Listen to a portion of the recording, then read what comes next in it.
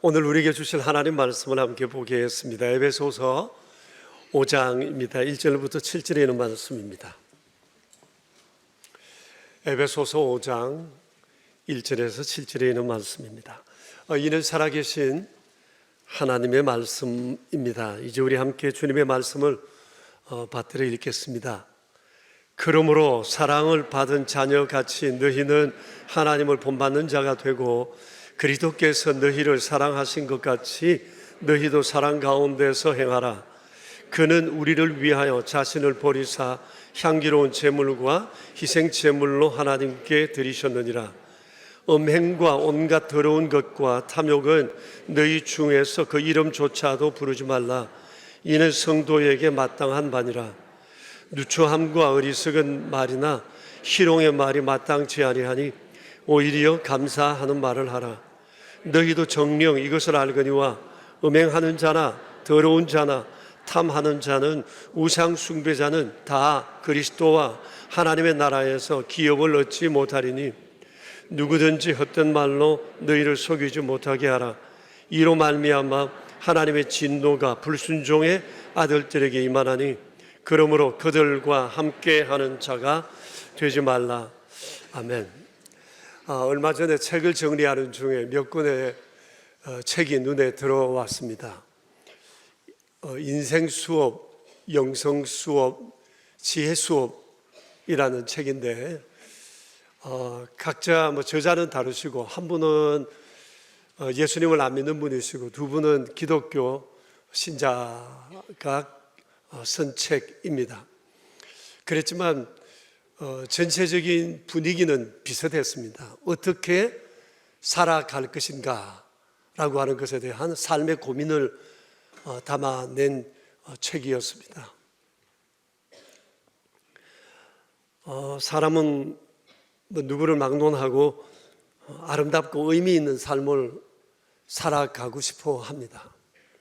한 걸음 더 나아가서 또 영향력을 끼칠 수 있는 삶을 산다면 하는 그런 바람이 있는 것이 사실입니다. 그런데 바람이 있지만 이것이 저절로 되는 것은 아닙니다. 그런 삶을 살기 위해서는 반드시 수업이 필요합니다. 수업의 과정이 필요합니다. 그리고 또 이를 행할 용기와 적절한 절제가 있어야 할 것입니다. 사실 심지 않고 거둘 수 있는 것은 세상에 아무것도 없기 때문입니다. 이 책을 읽어보면 강조하는 것이 크게 두 가지가 있습니다. 어떤 인생을 살아가느냐를 결정하는 두 가지 요소는 하나님을 경외하는 것과 사랑하는 것, 사랑할 용기를 갖는 것이라고 했습니다. 사실 이 두 가지는 우리가 인생을 살아감에 있어서 매우 중요한 기본이 되는 것이라고 여겨집니다. 우리가 이렇게 살아갈 결심만 한다면 아마 행복한 삶은 반드시 보장될 것이다. 그렇게 생각이 되어집니다. 이제 나이가 들어가면서 제 안에 더 분명해지는 사실이 하나 있는데 인생의 최고의 선택은 하나님을 경외하는 것이다. 그런 생각을 점점 강하게 하게 됩니다. 이외엔 다른 길이 없다는 생각이에요. 그래서 종종 내가 만일 예수님을 믿지 않았다면 나는 어떻게 됐을까? 나는 무엇을 생각하며 살아가며 나는 무엇을 바라며 살까? 나는 지금쯤 어디서 뭘 하게 됐을까? 이런 생각을 하게 됩니다. 그러면서 내가 살아오면서 가장 잘한 일은 예수님을 믿는 것이었구나는 그런 생각입니다. 아마 제 이 얘기에 동의하실 분들이 상당히 많으리라고 생각합니다. 시인과 촌장이라는 이름의 아티스트가 있습니다. 하덕규라는 분과 전문 기타리스트인 함춘호라는 분이 결성된 듀오, 이거 나중에는 좀 밴드가 함께 합쳐지기도 했었는데요. 좀 오래된 일이기는 합니다만도 이분들이 동화기획이라는 기획사의 핵심 멤버로 한때 아주 큰 유명세를 끼친 분들이었습니다.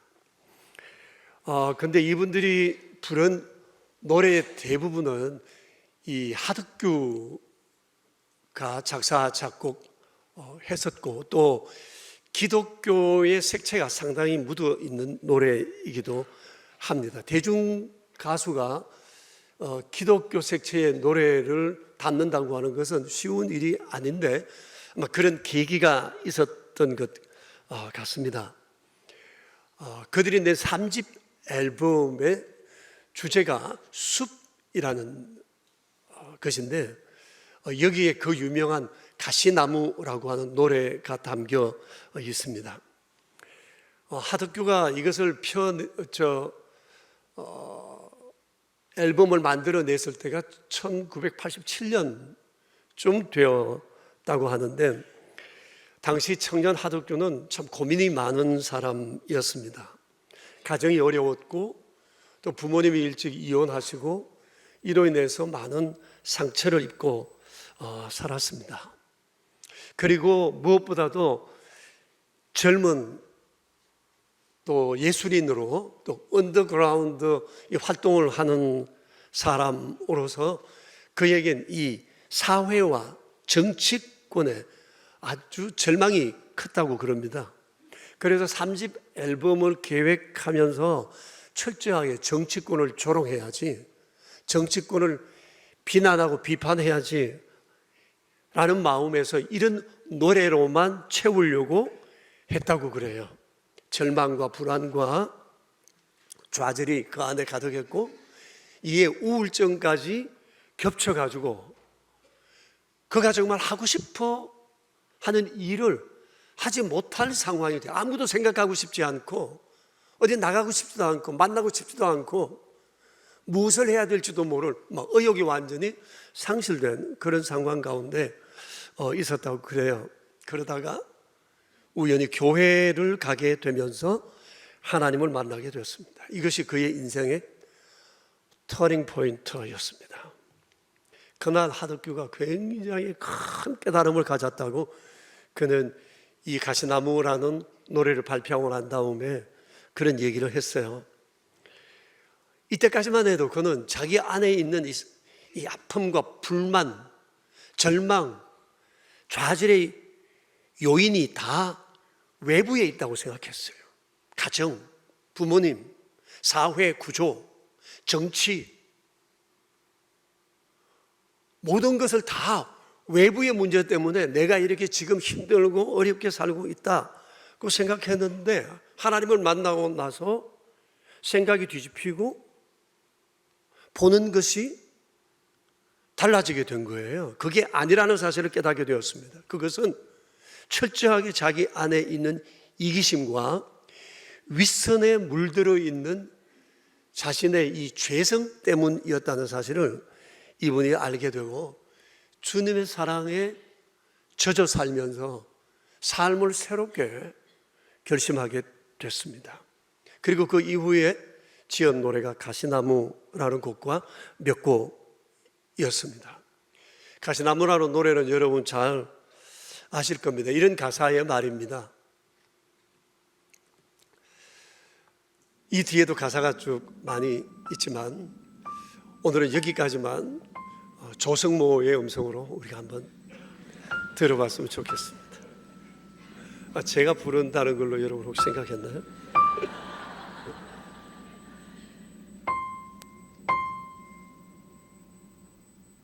내 속엔 내가 너무도 많아 당신의 쉴 곳 없네 내 속엔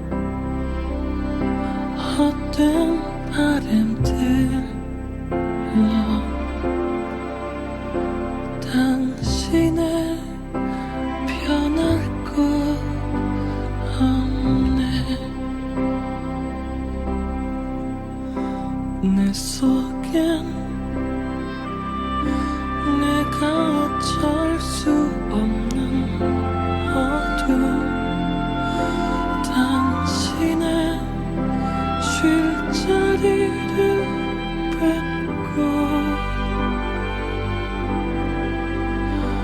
내 속엔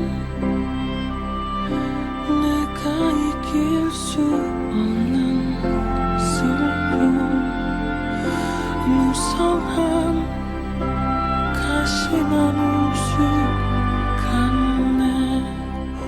우리가 이 노래를 다 듣지는 않지만 아마 이 노래를 듣는 분이나 부르는 분이나 생각하는 분들이 아마 공통적으로 가지는 것은 일단 숙연해지고 그것뿐만 아니라 자신의 삶을 한번 이렇게 성찰하게 된다는 겁니다. 저는 개인적으로 이 노래를 좋아하고 전에도 여러분에게 한번 이 노래를 소개한 적도 있었습니다. 그런데 이 노래의 핵심 주제는 내 속에 내가 너무 많다는 겁니다. 내 속에 내가 너무 많아서 주님도 나와 함께 할 수 없고 내 속에 내가 너무 많으니까 사람들이 나를 가까이 하지 않는다. 그런 얘기입니다. 그러면서 그 가사를 뒤쪽을 보면 내 속에 내가 너무 많은 것은 내 안에 가시가 있어서 그런데 이 가시 때문에 어린 새들도 날 가까이 하지 않고 날 떠나 도망간다. 그런 얘기였어요. 그러면서 조성모는 하덕규는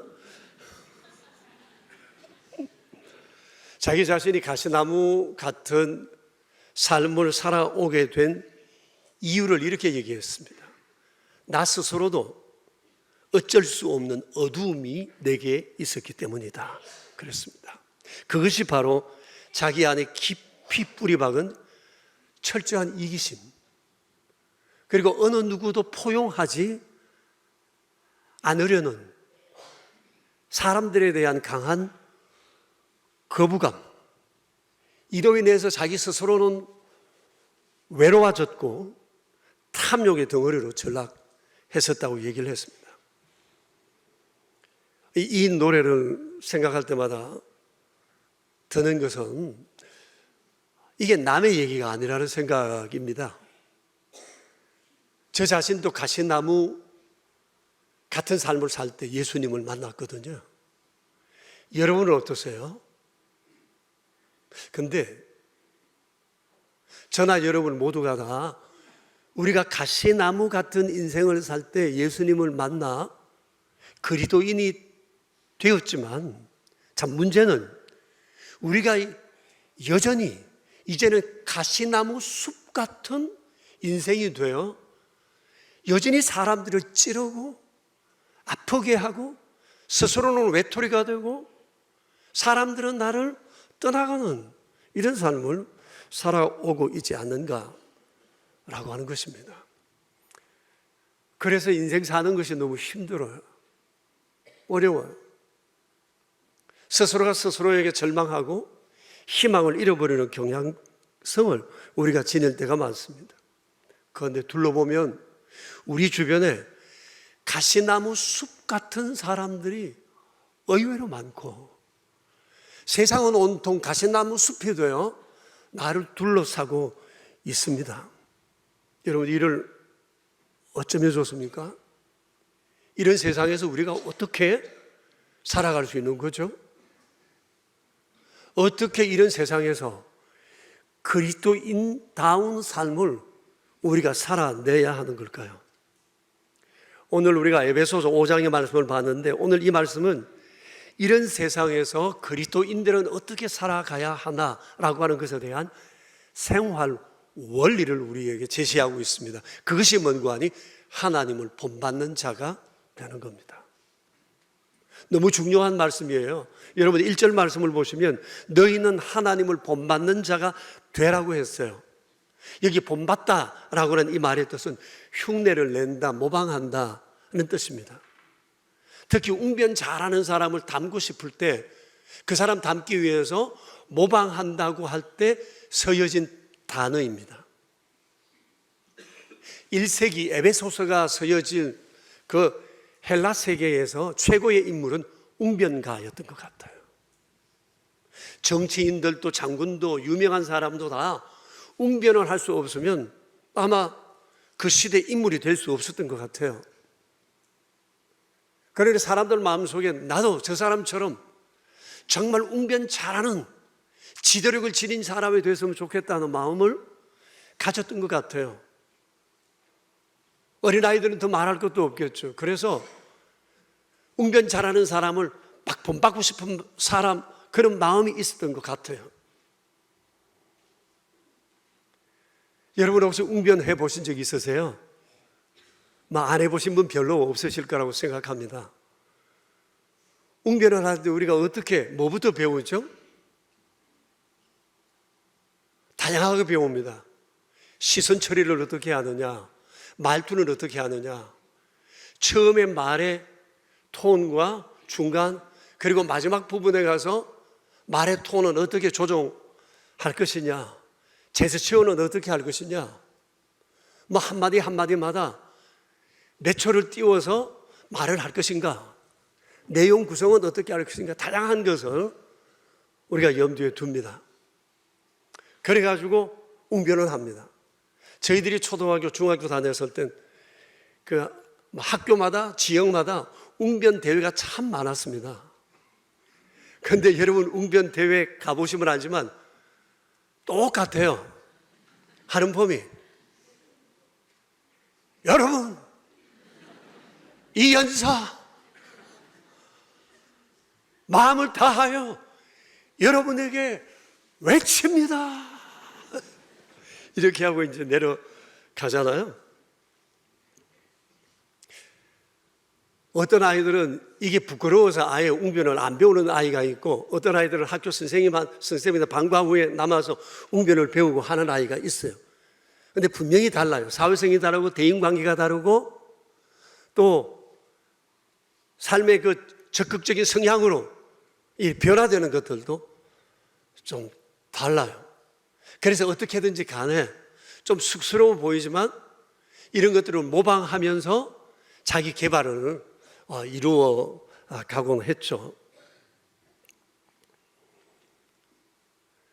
그런데 여러분, 웅변이라는 것을 잘하려면 웅변 잘하는 사람을 만나서 그 사람을 철저하게 모방하는 것으로부터 시작된다고 하는 겁니다.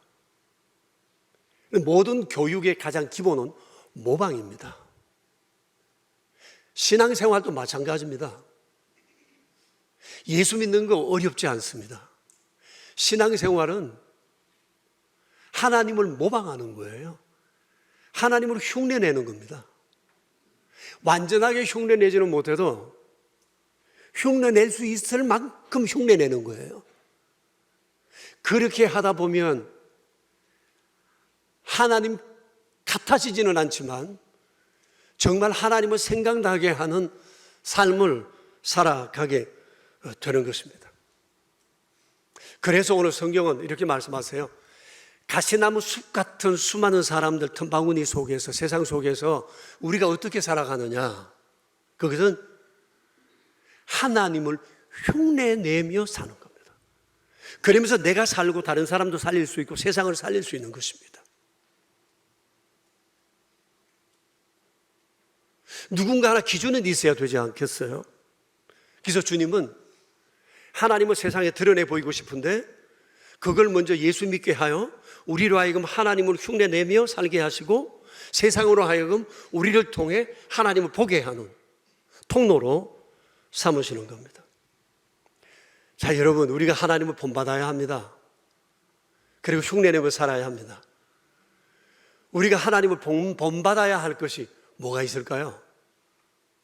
저는 그게 크게 두 가지라고 생각합니다. 하나님의 사랑하심과 하나님의 거룩하심입니다. 우리는 하나님의 사랑의 하나님이라는 것을 알아요. 그리고 신앙생활하면서 이것을 점점 우리 삶에 경험해 가고 있습니다. 성경은 하나님의 사랑 이야기입니다. 처음부터 끝까지 다 하나님의 사랑에 관한 얘기입니다. 여기 펴도 하나님의 사랑 이야기, 저기 펴도 하나님의 사랑 이야기입니다. 성경의 마지막 부분이 요한계시록입니다. 요한계시록은 심판에 관해서 얘기하지만 살펴보면 하나님의 사랑 이야기입니다. 망하지 않았으면 좋겠고 지옥 가지 않았으면 좋겠다는 하나님의 사랑이 녹아 그렇게 살면 안 된다고 주님은 사도 요한을 통해서 말씀하시는 거거든요. 성경은 다 하나님의 사랑 이야기예요. 여러분 한번 볼까요? 성경 안에서 하나님의 사랑이시다는 것을 여러분 한번 예를 든다면 어떤 예를 들 수 있겠어요? 창세기부터 봅시다. 아담과 하와 어때요? 하나님께 사랑을 굉장히 많이 받은 사람이고 삶에 대해서 보장을 받은 사람들인데 이들이 하나님을 던졌어요. 하나님 말씀 듣지 않았어요. 내 안에 내가 생기기 시작하면서 하나님을 밀어내기 시작했던 거죠. 그래서 결국 선악과를 따먹었어요. 하나님의 법을 어긴 그들을 하나님은 내치지 않으셨어요. 그들에게 한계를 두시기는 했지만 그들이 다시금 하나님께 나와서 하나님의 은총을 누릴 수 있도록 주님은 은혜의 약속을 해주셨고 또 그들이 하나님 앞에 예배하며 언제나 주님을 경험할 수 있도록 예배라는 수단을 그들에게 마련해 주셨어요. 이렇게 세월은 흘러 노아 시대까지 왔습니다. 노아 시대가 얼마나 타락했어요. 사람들이 다 육체가 되었다고 했잖아요. 그래서 사람들이 하나님께 돌아오지 않으니까 하나님이 노아를 세워 방주를 지으면서 또 120년을 기다려 주셨어요. 사랑한다는 거죠. 돌아오라는 거였어요. 그래도 안 되니까 어쩔 수 없이 하나님은 그들을 심판하셨지만 씨를 남겨두시고 제2창조의 버금가는 새로운 창조 역사를 이루셨습니다. 그리고 그저 쭉 흘러 바벨탑 사건까지 왔지만 그때도 인간들은 이제 살만하니까 또 내가 나의 주인이 되고 세상의 주인이 되어 자기를 주장하기 시작하며 바벨탑을 쌓아 하나님같이 되고자 했던 거죠. 그것을 무너뜨리시며 하나님은 사람들을 흩으셨고 그런 중에 다시 아브라함을 부르셔서 하나님의 택한 백성들을 통해 하나님의 은혜를 세상 가운데 보여주려 하셨어요. 모세를 통해 이스라엘 백성들을 애굽에서 이끌어낸 사건도 그랬습니다. 그들은 40년 동안 광야에 있었지만 그들이 끊임없이 주님을 배반했지만 원망했지만 불순종했지만 하나님께서는 그들에게 약속을 지켜주셨어요. 적과 꿀이 흐르는 가나안 땅을 주셨습니다. 그 땅에 들어갔지만 그들은 또 하나님을 배신했어요. 유다와 이스라엘의 역사는 배신의 역사입니다. 그렇지만 주님은 그들을 포기하지 않으셨어요. 메시아를 약속하셨어요. 예수님이 오셔서 주님은 하나님의 사랑이신 것을 자신의 삶을 통해 드러내 보이셨습니다. 하나님의 세상을 이처럼 사랑하사 독생자를 보내셔서 하나님이 원하시는 뜻을 세상 가운데 펼쳐가려 하셨습니다. 이처럼 하나님께서는 죄인을 탓하시기보다 자신을 희생해서라도 사람들을 살리고 세우기를 원하셨어요. 하나님은 죄인을 포기하지 않으셨어요. 사랑하고 또 사랑하셨어요. 그래서 주님은 하나님의 이 사랑을 우리가 본받기를 원해요. 사랑하고 또 사랑하라는 거죠. 가시나무 숲 같은 사람을 그럼에도 불구하고 사랑하고 또 사랑하라. 가시나무 숲 같은 세상 떠나고 싶은데 대한민국도 뜨고 싶은데 그래도 주님은 말씀하세요. 우리에게 사랑하고 또 사랑하라. 그러면서 또 말씀하세요. 2절 말씀을 보시면 그리스도께서 우리를 사랑하신 것 같이 너희도 사랑 가운데 행하라고 말씀을 하십니다. 여러분, 우리가 예수님에게서 본받아야 할 사랑이 뭐죠? 2절을 다시 한번 보시면, 2절 뒷부분을 보시면 이렇게 말씀하세요. 그는 우리를 위하여 자신을 버리사 향기로운 제물과 희생 제물로 하나님께 드리셨다고 말씀을 하고 계세요. 예수님이 어떻게 사셨다고요? 제물이 되셨대요. 바로 십자가를 의미하는 거죠. 주님은 제물이 되셨어요. 쉽지 않은 일을 행하신 거죠. 아시잖아요. 아버지, 이 잔을 내게서 물려주세요. 할 수만 있다면. 그러나 아버지의 뜻이 그렇지 않다는 것을 아시고 예수님께서는 제물이 되신 거죠. 우리를 위하여. 그리고 우리를 살리셨습니다. 하나님께서 예수님을 통해 우리에게 보여주시는 것이 바로 예수님의 순종이에요. 예수님께서는 하나님이 말씀하시면 매사에 순종, 예했습니다. 매사에 순종하셨어요. 주님은 이걸 우리에게 원하세요. 예하라는 거죠. 그것이 마치 십자가 같은 무거운 짐이라 할지라도 주님은 우리가 그렇게 살기를 원하세요. 근데 예하는 게 정말 쉽지 않아요. 내 속에 내가 너무 많으면 예를 못합니다. 할 수가 없습니다. 내 소리 질러야지. 내 하고 싶은 거 해야지. 그분이 하나님이라 할지라도 어떻게 예를 할 수 있겠어요? 예를 못하는 거죠. 내 안에 내가 많은 사람은 예를 할 수가 없습니다. 우리가 세상을 둘러보면 이건 이래서 싫고 저건 저래서 싫고 정말 이 세상 사랑하기 너무너무 어려워요. 그럼에도 불구하고 하나님께서는 날 생각하고 사랑하라 말씀하세요. 그 사람 사랑하고 세상을 사랑하라 말씀하세요. 이게 바로 가시나무 숲 같은 사람들 틈바구니 속에서, 가시나무 숲 같은 세상 속에서 우리 그리스도인들이 해야 하는 일이라고 하는 겁니다. 사랑하고 또 사랑하는 거예요. 그런데 우린 사랑하기에 너무 연약하고 부족함이 많습니다. 다 사랑해도 그 사람만은 난 사랑할 수 없다는 생각을 가질 수도 있습니다. 그러나 주님은 포기하지 말라 말씀하세요. 하나님께서 아담으로부터 세상의 죄인들을 포기하지 않으셨던 것처럼 주님은 우리가 포기하지 말 것을 말씀을 하세요. 이건 주님의 명령이기 때문이에요. 그러면서 주님이 우리에게 원하시는 것은 완전함이 아니에요. 모방이에요. 흉내라도 내보라는 거예요. 어떻게 가시나무 숲 같은 그 사람 사랑할 수 있겠어요? 안 되죠. 너무 어렵죠. 그런데 주님은 사랑하는 흉내라도 내보라는 겁니다. 그게 본받아라는 말씀이에요.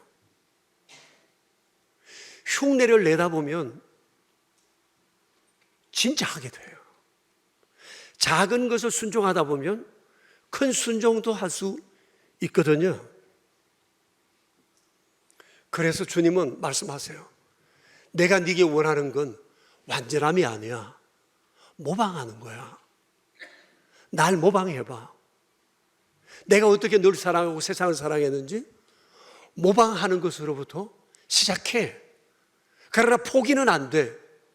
사랑하고 또 사랑하라고 말씀하세요. 사실 여러분, 내 마음에 없는 것을 행하려고 할 때 굉장히 어색해요. 몸에 안 맞는 옷을 입은 것처럼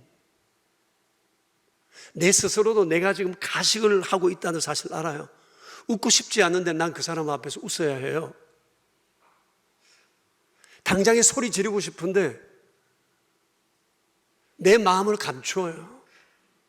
난 이거 솔직하지 못한 것인가, 정직하지 못한 것인가, 스스로를 자책할 때가 있어요. 근데 주님은 우리에게 어떻게 하셨죠? 그래서 주님이 우리에게 행하심처럼 흉내 내라는 거예요. 비록 가식일지라도 괜찮다. 가식이라도 행하라. 가식이라도 행하라. 어색하지만 해보아라. 주님은 모방하라, 흉내를 내라고 말씀을 하세요. 위대한 발명은 모방으로부터 시작된다는 거 알잖아요. 삼성 반도체가 지금은 세계 1위인데 삼성이 이 일을 할 때 일본 가서 뺏겨왔잖아요. 숨어 들어가서 살살 노트하고 이래가지고 우리 이거 만들었잖아요. 이병철 씨께서 모방해야 된다, 뺏겨와라고 하는 특명을 내릴 지혜가 없었다면 우리는 계속 일본 뒤쫓아가는 거죠. 지금은 세상이 우리나라로 쫓아오고 있어요. 위대한 발명은 모방에서부터 시작되는 겁니다. 위대한 행동 역시도 모방으로부터 시작한다는 사실은 우리가 기억해야 할 것입니다.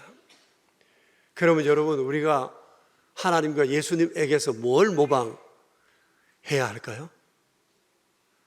전 그게 주는 거라고, 사랑하는 거라고 생각합니다. 우리가 성경에서 보잖아요. 주님 다 주셨대요. 드리셨대요. 죽으셨대요. 제물이 되셨대요. 형편이 넉넉하면 많이 줄 수 있지만 그렇지 않을 때 많이 줄 수는 없어도 주는 것을 시작하라는 거예요. 주는 흉내를 내보라는 거죠. 여러분이 이제 예배 마치고 나가시면 마당에서 우리 청년들이 구모바봉하니까 도와주세요. 그리고 또 거리의 천사 책 한 권 사서 이 노숙인 도와줄 수 있도록 책 한 권 사주세요. 이거 여러분 나가시면 보게 될 겁니다. 난 지금 없으니까 나중에 많이 벌면 할 거야. 아니요. 주님은 지금 해보라는 거죠. 작은 것부터 실천해보라는 거예요. 주님은 우리에게 다 주셨지만 우리는 거기 안 되면 조금이라도 주는 것을 흉내내면서부터 큰 데로 나아갈 것을 원하고 계세요. 또 우리가 뭘 본받아야 할까요? 참는 거예요. 성내지 않는 겁니다.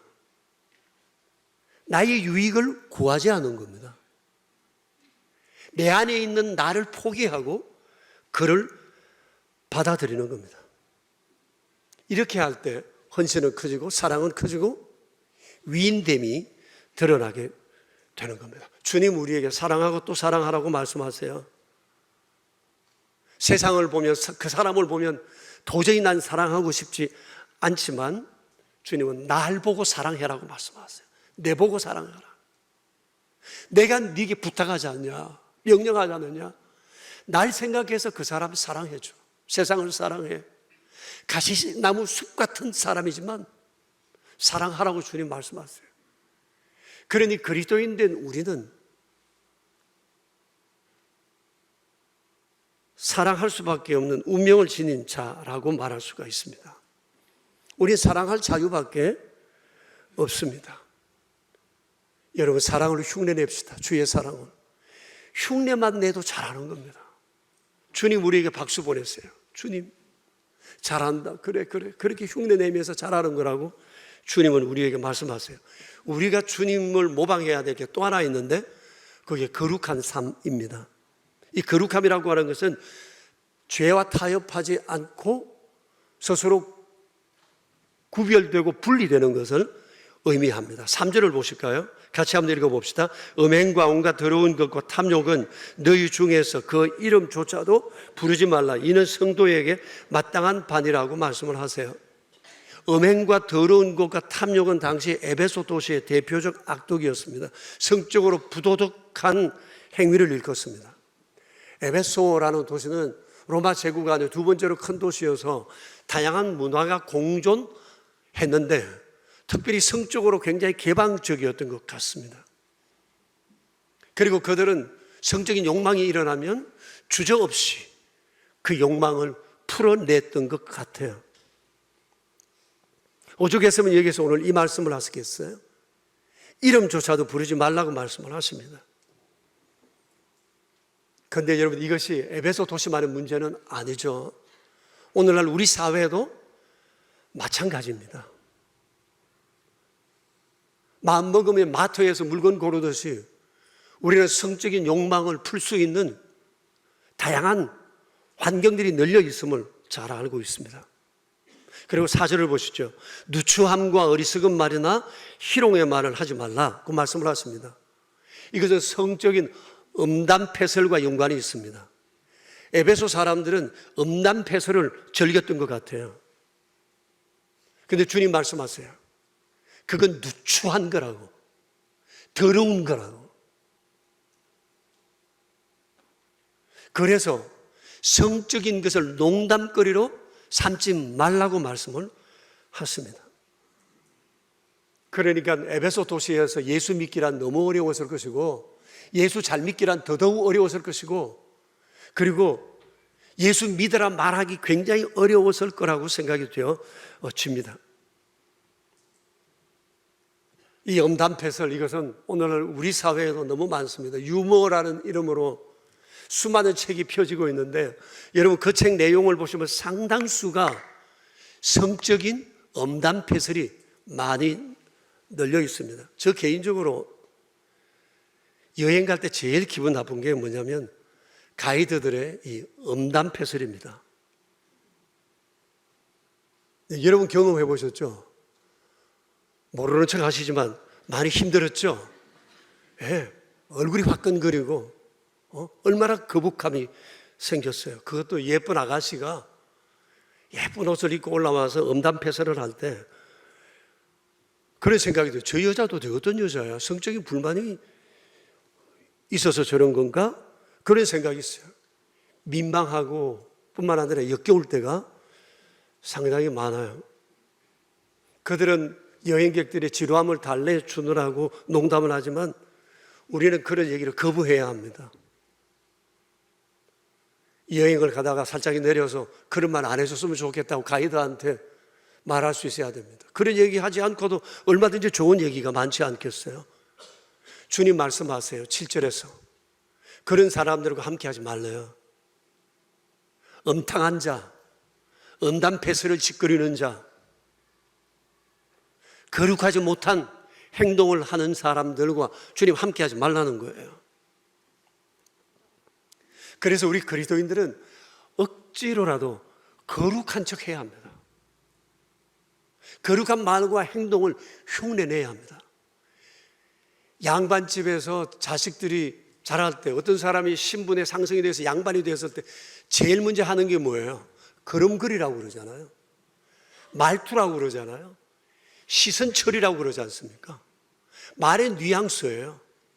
말도 바쁘게 하지 않고 천천히 해야 돼요. 말의 내용도 정리해야 돼요. 양반이 써야 할 단어가 정해져 있어요. 함부로 말할 수가 없어요. 시장 잡배들이 쓰는 그런 말 쓰지 않는 거죠. 함부로 말할 수 없는 겁니다. 양반이 돼도 그렇습니다. 우리는 기독교 양반들입니다. 하나님의 자녀입니다. 그래서 주님 우리에게 말씀하세요. 거룩함을 본받으라. 그리고 흉내내라. 성경에 주께서 말씀하신 것은 다 거룩한 말씀입니다. 그렇기 때문에 성도가 해야 할 말길이 있습니다. 그런 말들을 골라서 해야 합니다. 거룩한 말. 나는 지금 막 분통이 터지지만 그래도 거룩한 말을 흉내내야 합니다. 이게 그리스도인입니다. 세상 사람은 절제가 아닙니다. 확 해버리고 난 뒤가 없으라고 말하지만 아니요. 뒤끝 되게 셉니다. 그게 한번 뱉으면 계속 뱉어내게 되어 있습니다. 그러니까 내 감정은 도무지 안 따르고 싶은데 체면 때문에라도 그리스도인다운 말을 해야 합니다. 행동을 해야 합니다. 그런 눈빛을, 표정을 우리는 지어야 한다는 겁니다.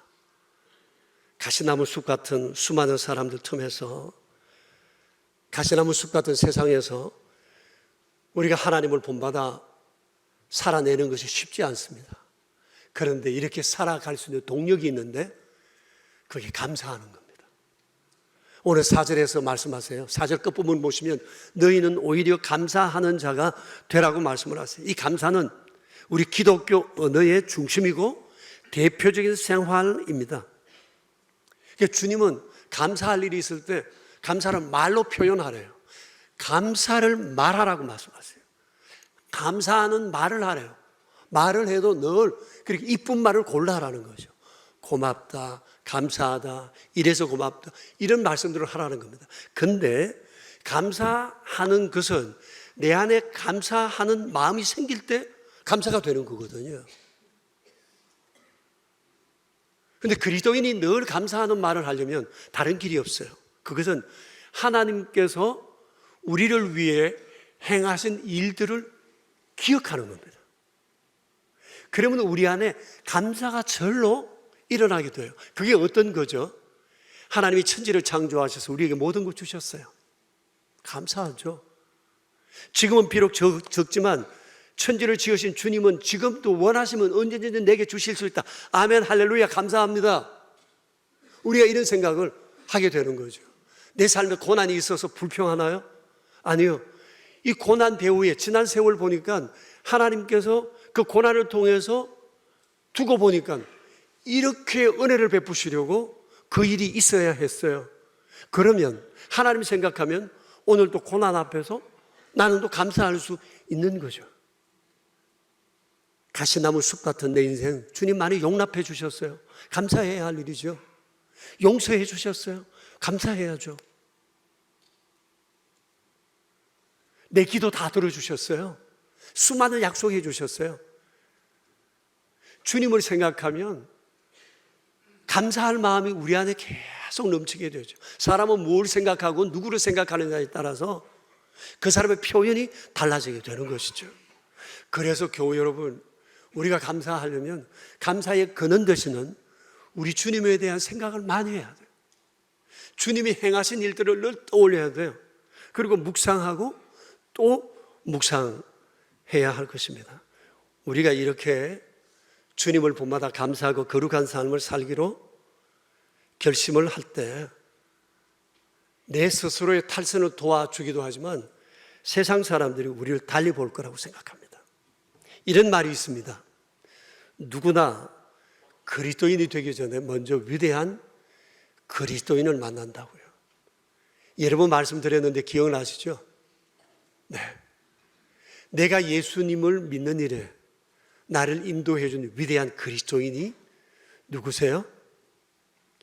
나로 하여금 거친 세상 가운데 거룩한 삶을 살아올 수 있도록 도와준 위대한 그리스도는 누구입니까? 그리고 나는 지금 누군가의 주께로 인도하는 그런 길잡이가 되고 있습니까? 누구나 그리스도인이 되기 전에 먼저 위대한 그리스도인을 만납니다. 그는 주님을 모방하며 산 사람입니다.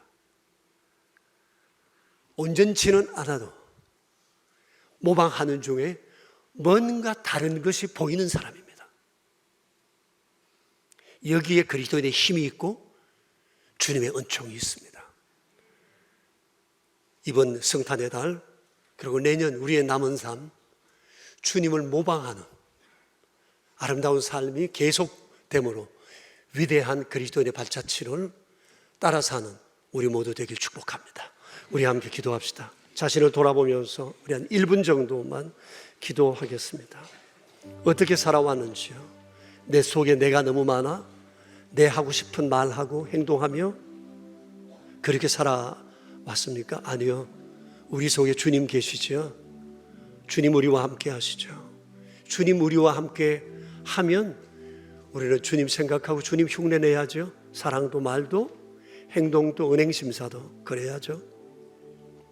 어떻게 살아왔는지 돌아봅시다. 이제 어떻게 살아야 할 것인지를 마음에 새롭게 다짐합시다. 우리 조용히 한 1분 정도 기도하겠습니다.